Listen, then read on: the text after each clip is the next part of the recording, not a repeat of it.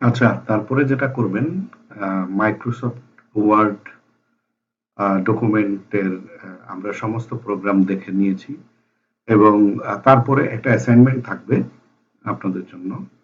অ্যাসাইনমেন্টটা হচ্ছে যে একটা নতুন করে পেজ আপনারা তৈরি করবেন এবং এইখানে সেলফ ইন্ট্রোডাকশন লিখবেন এবং সেলফ ইন্ট্রোডাকশনটা একটা রিজিউমির মতো হবে বা সিভির মতো হবে।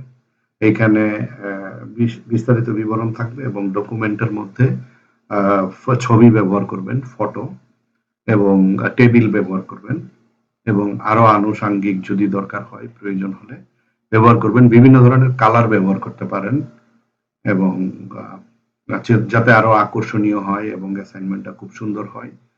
আপনি ডেমো কন্টেন্ট দিয়েও তৈরি করতে পারেন, কিন্তু আমি চাই আপনি আপনার সেলফ ইন্ট্রোডাকশনটা এখানে লিখেন। তাহলে আপনি নিজে কিছু শিখতে পারবেন এবং পাশাপাশি এই ডকুমেন্টটাকে সুন্দর করে সাজান।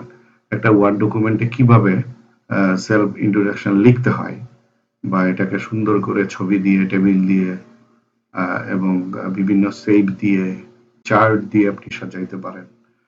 অর্থাৎ আজ পর্যন্ত আমরা যা যা শিখেছি মাইক্রোসফট ওয়ার্ডে, সেইগুলো প্রত্যেকটা বিষয় আপনি এখানে সাজিয়ে একটা এক পেজের ডকুমেন্ট আপনি বানাইতে পারেন, ১ পেজ ২ পেজ যা হয় আরকি। তো এটা থাকলো আপনাদের অ্যাসাইনমেন্ট, ঠিক আছে? পরবর্তীতে আমরা এক্সেল প্রোগ্রামে যাওয়ার আগে আমরা অ্যাসাইনমেন্টটা করব এবং করে আমরা প্রত্যেকেই নিজেদের মধ্যে একটা জাজমেন্ট, সেলফ জাজমেন্ট করব যে আমি আসলে কতটুকু শিখেছি। ঠিক আছে? ধন্যবাদ। ভালো থাকবেন। দেখা হচ্ছে পরের ক্লাসে।